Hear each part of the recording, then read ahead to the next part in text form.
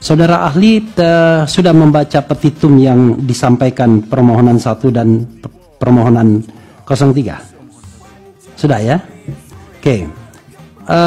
Kalau seandainya petitumnya itu dikabulkan, yaitu diskualifikasi Prabowo Gibran dan kemudian diperintahkan PSU pemungutan suara ulang, menurut saudara akan terjadi kekosongan hukum. Jadwal tidak bisa lagi. Karena kalau itu dikabulkan kan berarti yang akan bertanding untuk pemungutan suara ulang, sekali lagi bukan pemilihan, yaitu 1 dan 3. Itu perlu dijelaskan agar jangan sampai klaim kekosongan ini kemudian menjadi alasan. Dilanjutkan jawabannya. Baik. Jadi tidak bisa didiskualifikasi. Suka atau tidak, senang atau tidak. Saya selalu mengatakan, hukum tidak ada urusan dengan suka dan tidak suka. Hukum memaksa kita untuk objektif. Hukum mengharuskan kita untuk objektif. Sebab kalau suka dan tidak suka, rusak. Ya sudah waktunya, Pak Margar itu sudah mau habis. Yang tidak konsisten tadi dijawab. Yang tidak konsisten. Tadi Prof. Sadi sudah jawab. Pak Arsol, Pak Henry. Iya, Pak Sadi. Oh iya. Silakan jawab. Saya mulai dulu dari Prof. Sadi. Apakah dengan pendapat saya itu Mahkamah berubah? Mahkamah berubah. Apakah dengan pendapat saya itu Mahkamah berubah? Tidak kan? Apakah dengan pendapat saya itu norma berubah? Tidak. Saya mesti berpendapat. Dan karena itu saya ikuti. Karena tidak pernah berubah dari ya seperti ini sikap saya. Tidak berubah. Saya kan di perdebatan mengenai putusan MK 90 itu, saya bilang mau 1000 sarjana hukum mengatakan putusan itu tidak sah. Sah itu putusan. Putusan itu saya bisa dikoreksi dengan putusan. Tidak ada dengan cara lain. Jadi begitu Prof. Sadi. Kemudian abang saya, Pak Andri, hormat.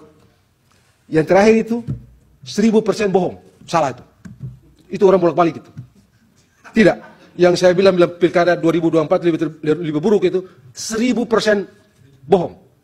Orang apa ngarang-ngarang itu. Kalau Pak Andri sangkal itu maju ke depan, kita berdua ambil Al-Quran sumpah. Siapa yang bohong, mati dia. Keluar dari sini mati. Karena itu bohong itu. 1000% bohong. Tidak. Ya, kalau saya bilang pemilu 2024 itu jauh lebih baik dari pemilu 2019, betul. Kalau itu tidak perlu disumpah. Tidak perlu disumpah, ada itu. Kemudian tadi yang terakhir ya, Pak Kamal tadi. Pak Kamal tadi. Begini, urusan negara hukum demokratis naik dan turun itu urusan persepsi. Sangat persepsi. 2019 juga kami juga berpendapat sama ini. Negara ini tenang-tenang aja nih. Jadi ini soal persepsi aja. Demokrasi, pemilu ini akan begini-begini, demokrasi akan runtuh. Enggak lah, tidaklah. Ada pemilu jauh lebih buruk, tapi tidak seperti ini. Tidak mengakibatkan negara hukum turun kualitas. Enggak. Demokrasi ini kan barang yang tidak memiliki bentuk akhir. Sesuatu yang terus-menerus berproses. Jadi karena dia terus berproses, bagaimana caranya menentukan dia naik atau turun? Terakhir Pak Refli tadi, saya merasa penting untuk menjawab ini putusan Pak Refli, pertanyaan Pak Refli ini. Risalah dan putusan. Oh, risalah itu bukan hukum kok. Bagaimana bisa dia dibandingkan dengan putusan?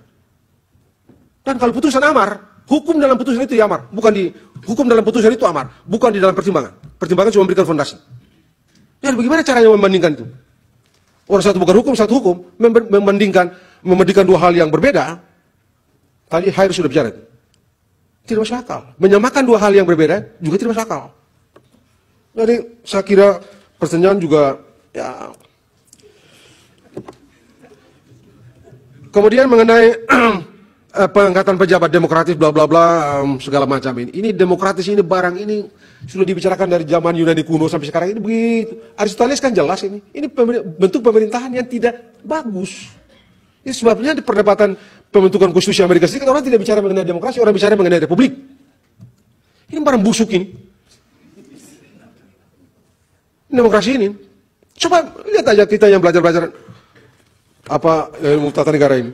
Kemudian bagaimana dengan putusan MK? Sekali lagi, putusan MK dia menjadi hukum norma imperatif harus berlaku, yaitu kalau amar. Menurut tidak.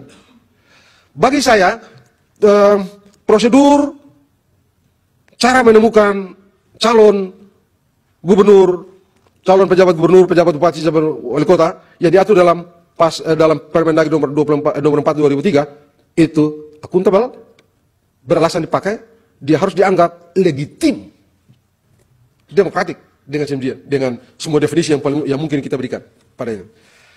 Bagaimana dengan putusan?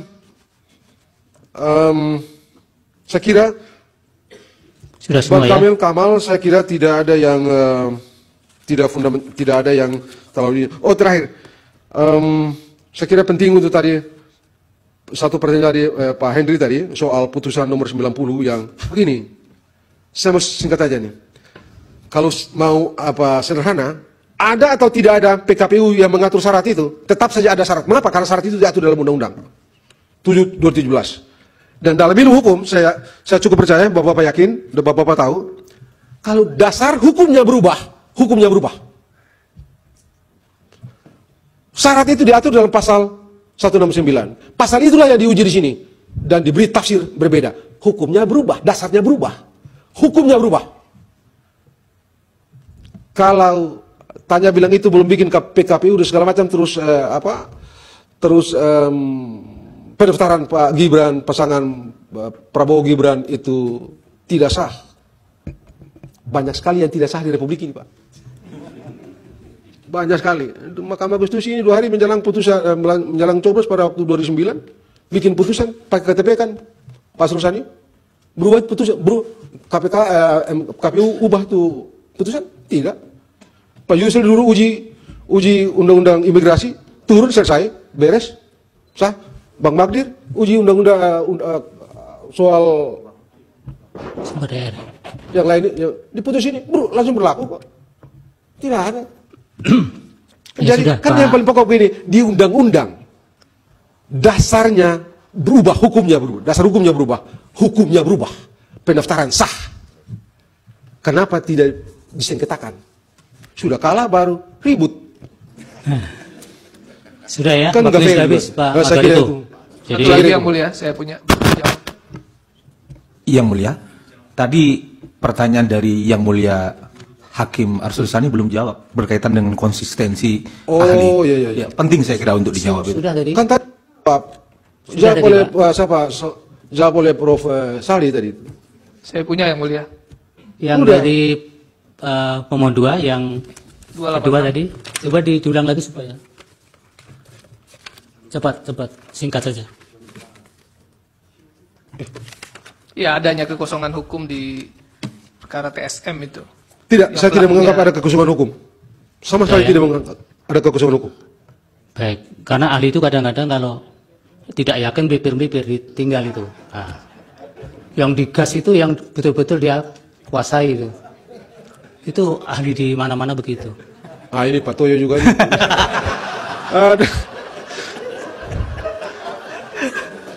Ini belum tidur Pak Toyo dari jam 3.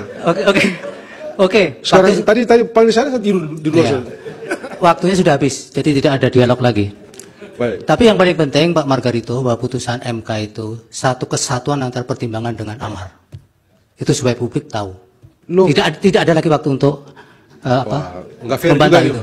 Silakan, waktu sudah habis. Terima kasih Pak Margarito. Mudah-mudahan keterangannya bermanfaat untuk pengambilan putusan ini. Amin. Makasih banyak. Sebelum Pak Margarito meninggalkan tempat, saya izin Pak Ketua, saya mengatakan 1-2 patah kata. Pak Margarito, terima kasih atas nasihatnya kepada Mahkamah supaya Mahkamah Konstitusi top. Terima kasih banyak. Assalamualaikum warahmatullahi wabarakatuh. Waalaikumsalam.